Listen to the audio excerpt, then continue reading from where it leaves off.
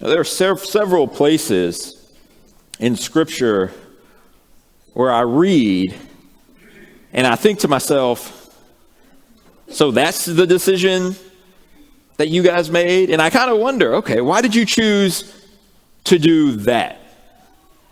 And I ask myself, okay, well, how did they get there? As a matter of fact, I've preached a couple of sermons on this already. I preached a sermon titled, How Did They Get There? From John chapter 6. Because in that context, they go, the people who are following Jesus, they go from wanting to make Jesus king to ultimately leaving him because they don't like what he's going to say. I preached another sermon called How Did They Get There? From the book of Judges, the first couple of chapters of Judges. And we look at the Israelites as they go into the land and how they say they're going to be faithful to the Lord. But we look just a couple of chapters later, and they've essentially abandoned the Lord. And so we ask the question, well, how did they get there? But like I said, there are several places in the Bible where I think this. Exodus chapter 32 is another one of them. The story of the golden calf. I mean, in that context, God said, here's what you guys have to do to be my people. And the Israelites said, we'll do it. We'll be your people. You will be our God. And then Moses goes up to the mountain to sort of finalize the deal. And 40 days later, the Israelites say, well, Moses has been gone too long. So we've got to build ourselves another God. We have to create this golden calf. So they tell God, we'll follow you. And then they create this golden calf. And so we wonder, okay, how did they get there? Numbers 13 is another example with the 12 spies. How 12 of the spies go out into the land. God has said, I'm going to give you this land. That's my promise to you. And so 12 of the spies go out into the land. And 10 of them come back and say, we can't do it. We can't take the land. And the ironic thing is God is still like floating above them in this pillar of fire and a cloud. And so we wonder, okay, well, how did they get there? Why don't they believe that God can bring them into the land? And another example is 2 Samuel chapter 11. Go ahead and open up your Bible there, because that's where our study is going to be from. 2 Samuel chapter 11, it really is a surprising chapter, at least in my opinion, because this chapter is when David sins with Bathsheba, as Larry reminded us just a little while ago. And the reason I say this is so surprising is because it seems to come out of nowhere. I mean, throughout David's life, he has been this honorable man, this righteous man who has been doing God's will. As a matter of fact, just back up to chapter 9. I want to take a look at a couple of examples of this. Chapter 9, 2 Samuel, and verse 1. It says, and David said, is there anyone still left of the house of Saul that I may show kindness for Jonathan's sake?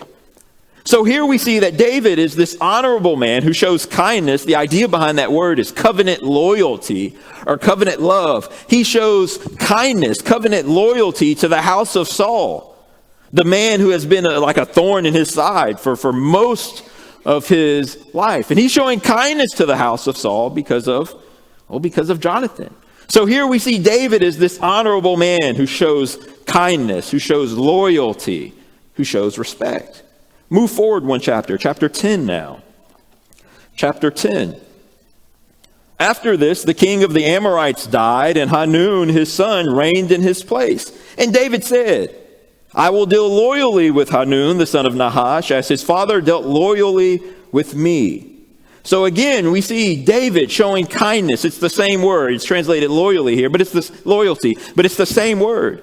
David is showing covenant loyalty to the new king of the Ammonites. So as we read through David's life, we see he's this honorable king who shows kindness to others, who treats others with respect and loyalty. But when we get to 2 Samuel chapter 11, we see something completely different. David, he doesn't show Bathsheba any kindness or covenant love or loyalty. He doesn't show Uriah any kindness or loyalty. As a matter of fact, David sort of in this chapter sounds like the kings of the nations. He sounds like a king from Babylon or Persia or Assyria who sees a woman and kills her husband, so that he can have her. He doesn't sound like God's king. He sounds like a Greek or a Roman king. So in this lesson, I want to ask one question. How did he get there? And the reason why I want to ask this question is so that we don't make the same mistakes that David made. So that we don't fall into the same traps that David fell into. So we're going to answer that question. How did he get there? And I'll give you three answers. Three things that led to sort of David's downfall here. The first one is, how did he get there? He got there foolishly.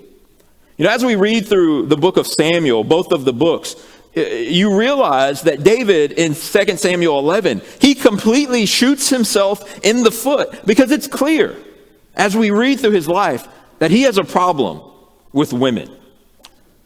He does. I'll give you a couple examples of that. Let's go back to 2 Samuel chapter 3, please. 2 Samuel chapter 3, in this context, we're going to read of many of David's sons. David had many sons while he was in the city of Hebron, and so we're going to read about those sons, but pay attention closely because there's something else here. 2 Samuel chapter 3, we'll pick up in verse 2. And sons were born to David at Hebron. His firstborn was Amnon of Ahinoam of Jezreel, and his second was Chileab of Abigail, the widow of Nabal of Carmel. And the third, Absalom of Maacah, the daughter of Talmai, king of Geshur. And the fourth, Adonijah, the son of Haggith. And the fifth, Shephatiah, the son of Abital. And the sixth, Ithream of Eglah, David's wife. These were born to David in Hebron. So in this context, we see that David had a lot of sons. But if we pay attention closely, all of these sons were by different women. They were by different wives. The point of this text is to show us David had a lot of wives. And I think ultimately the point is to show us that David, he struggled with women. Maybe it was lust or whatever, but he struggled with women. This was one of his problems. And it continues. We move forward to chapter 5, and David moves from Hebron to Jerusalem. 2 Samuel chapter 5. And picking up in verse 13, it reads, and David took more concubines and wives from Jerusalem after he came from Hebron, and more sons and daughters were born to David. So again, we see the same thing. David here, he clearly has a problem with women. And someone might say, well, didn't all the kings have many wives? Wasn't that just sort of a thing in the ancient world where kings would just collect all of these wives? Yes, that's true. But that's not what God wanted for the king of his people. I'm going to prove that to you. I'm going to turn to Deuteronomy. You guys can stay in 2 Samuel. But in Deuteronomy 17, God essentially tells the people of Israel, I know that you're going to want a king in the future. So here are my rules for that king. Deuteronomy chapter 17, starting in verse 15. You may indeed set a king over you, whom the Lord your God will choose. One from among your brothers you shall set as king over you. You may not put a foreigner over you who is not your brother. Only he must not acquire, this king, he must not acquire many horses, since the Lord has said to you, you shall never, he shall not acquire, I'm going to start over in verse 16. I skipped a line. Only he must not acquire many horses for himself, or cause the people to return to Egypt in order to acquire many horses, since the Lord has said to you, you shall never return that way again. And he shall not acquire many wives for himself, lest he turn his heart away, or lest his heart turn away. Nor shall he acquire for himself excessive silver and gold. So God tells the people in Jerusalem, you can have a king for yourself, but this king has to be different from the other kings. The other kings of the world, sure, they may go and acquire so many things, so many horses, so much silver and gold, so many wives, but the king of Israel is not going to do that. My king is not going to do that. So David wasn't supposed to acquire many wives for himself, but he does anyway. He clearly has a problem with women. And look, I'm not condemning David by any means, because we all have problems, don't we? We all have something that we struggle with, and we just have to be aware of that. Well, David, he struggled with women. That was his problem. Well, with this in mind, let's go to 2 Samuel chapter 11.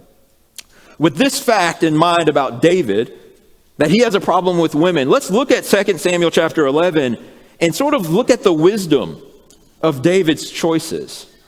2 Samuel chapter 11, we're going to pick up in verse 2. It happened late one afternoon when David arose from his couch and was walking on the roof of the king's house that he saw from the roof a woman bathing, and the woman was very beautiful. And David sent and inquired about the woman.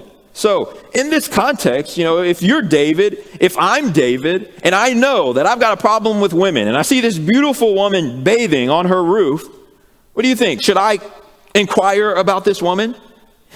Yeah, that's just kind of dumb, isn't it? Right? David just shoots himself in the foot here. He knows he has this problem, and he's sort of just walking into Satan's trap. And so we continue. We continue reading. David sent and inquired about the woman, and one said, "Is this not Bathsheba, the daughter of Eliam, the wife of Uriah the Hittite?" So David sent messengers and took her. Well, let's think about that for a while. If I'm David, if you're David, and you've got a problem with women, and your advisors have just told you, okay, here's this woman, she's married to Uriah the Hittite. Do you think it's wise to say, okay, well, bring her to me? Is that the wise choice? Of course not. David just sets himself up for failure here. He shoots himself in the foot. So how did David get there? He got there foolishly. He walks down this path that essentially leads him to this sexual sin with Bathsheba. He sets himself up for failure. So what's the lesson for us? We need to make sure that we aren't setting ourselves up for failure. Let me give you a couple of examples of that. If I know that I have a problem with lust, then there are some places that I just shouldn't go, right? Maybe I shouldn't go to the beach where men and women are dressed inappropriately. Maybe that's not the place for me if I have a problem with lust. Do you guys understand that? So if I have a problem with lust, there are places where I shouldn't go. And there are things that I shouldn't do. If I've got a problem with pornography, I don't need to have a computer in a room where I'm just going to be alone. The computer needs to be in sort of a well-traveled area. Does that make sense? We need to make sure that we're not setting ourselves up for failure. Let me give you another example. If I've got a problem with alcohol, there are some things that I don't need to do. Like the company parties where everyone's drinking. When I was working at Papado, ExxonMobil would come in all the time and have these banquets for their employees, maybe as a retirement. And it was like this open bar policy. Anyone can drink. If I've got a serious problem with alcohol, I just don't need to be there.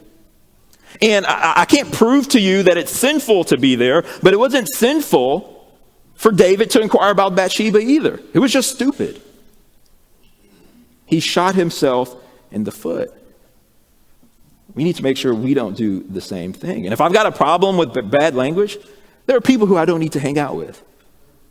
I don't need to hang out with people who use bad language because that's just going to drive me to use bad language. And again, I can't prove that it's sinful, but it wasn't sinful for David to call for Bathsheba either. It was just kind of dumb. You guys with me on that? How did he get there? He got there foolishly. He set himself up for failure. We need to make sure that we don't fall into that trap that David fell into. But I've got another answer to this question. How did he get there? He got there quickly. Think about this with me for a second. And when looking at verses 1 through 4 of 2 Samuel chapter 11, how many verses did it take for David to sin with Bathsheba? I'm sure everyone probably could come up with a different number, but in my opinion, it's really just one. One verse. That's how many verses it took for David to sin with Bathsheba. Look at verse 4. Verse 4 is the verse I'm talking about. So David sent messengers and took her, and she came to him, and he lay with her. And then she returned to her house. It's evident in this verse that sin just happened quickly. Just look at the verbs that are used in this verse. It just happens one after another. David, he sent, he took, he lay. Sin happens quickly.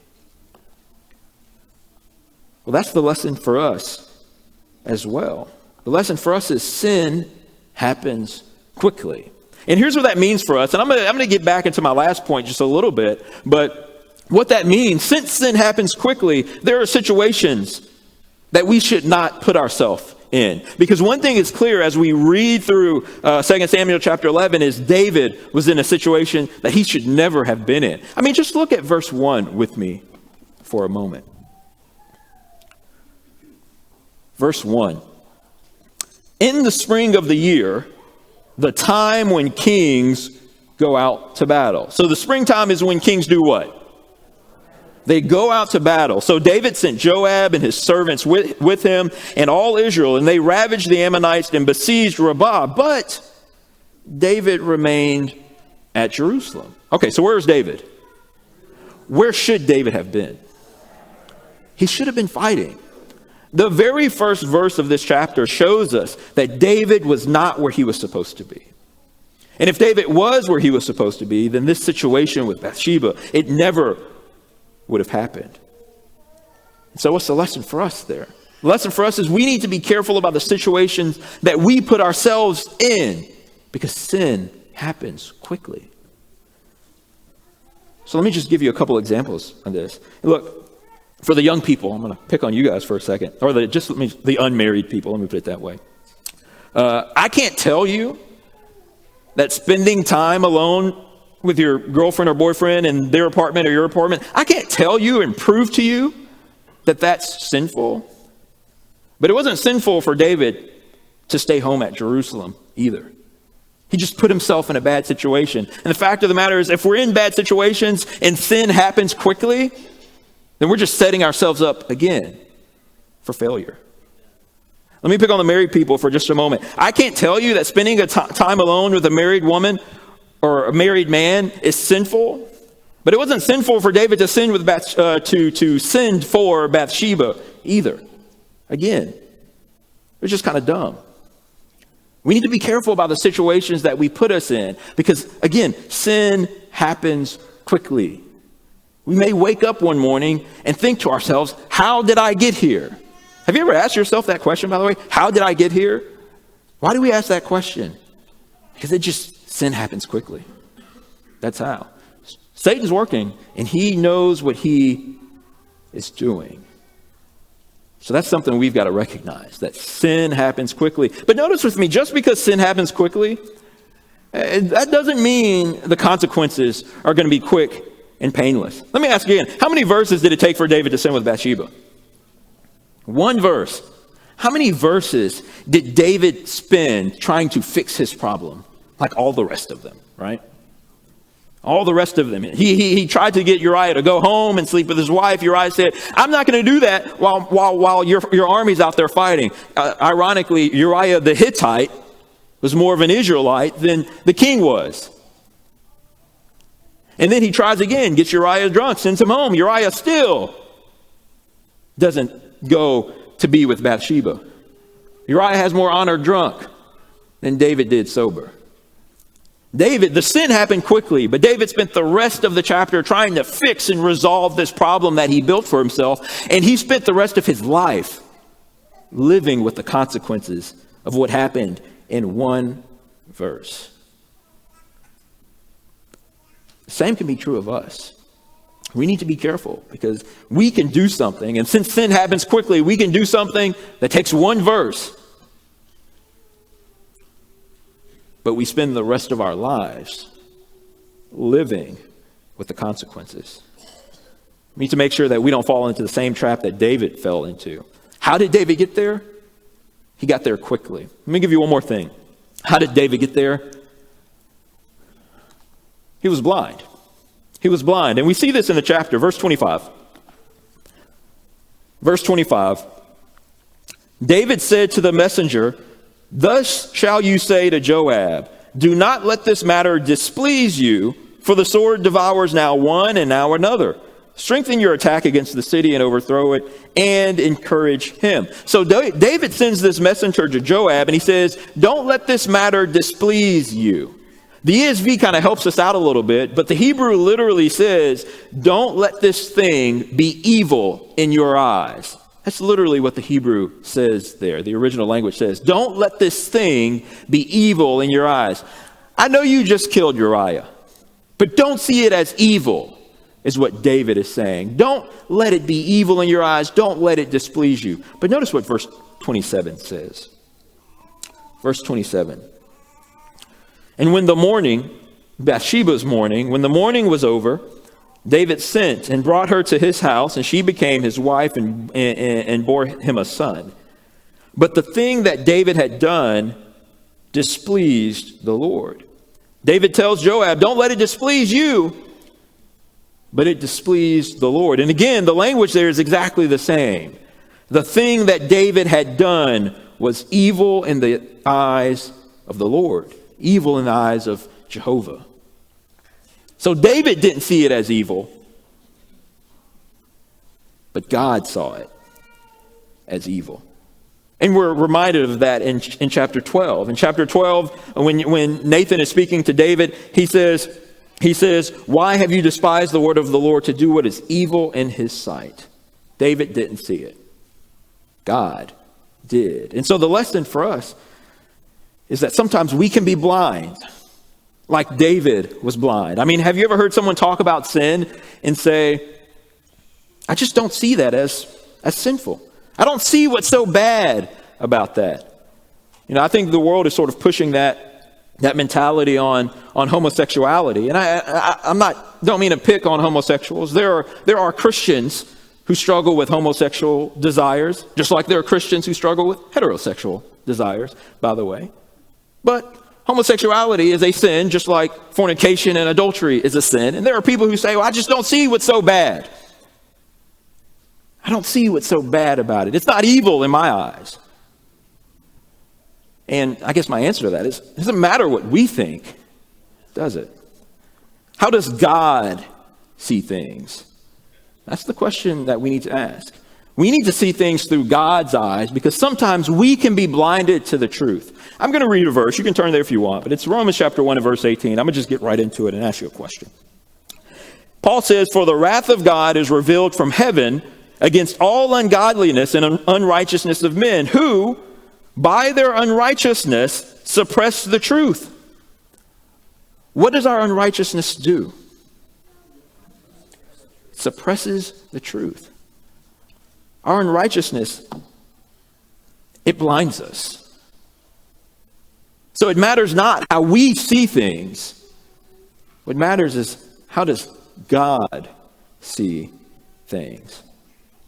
Man, I read that verse in Romans, and I can't help but be a little worried, a little frightened.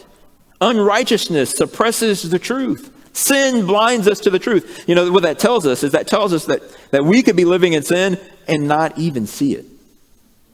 Not even see it. So how do we open our eyes? I've said this before, but man, we have got to be in prayer asking God to help us to see. God, Jesus is the light of the world. He opened the eyes of blind men. He can open my eyes.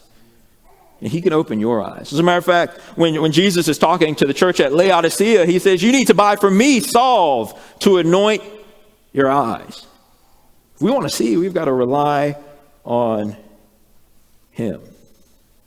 You see, if David saw things the way that God did, then he wouldn't have sent for Bathsheba. So, let's ask the question one more time. How did David get there? Foolishly, quickly, and blindly. But this lesson's not about David. This lesson's about Reuben. It's about the rest of you as well. Have you ever asked of yourself, I know I already asked this question, but have you ever asked of yourself, how did I get here? Or maybe you're asking that question right now. How did I get here? Maybe there's someone here this morning who's asking themselves that question, and they realize that they need to return back to the Lord. If that's you, can I encourage you to come back to the Lord today? To get that eye salve that Jesus was talking about, that'll open our eyes. Can I encourage you to do that? Or maybe there's someone who's not, who is not a child of God, has not been baptized into his death, raised to walk in newness of life. Can I encourage you to come to the Lord today? If you need to respond to the invitation, you can come now as we stand and as we sing.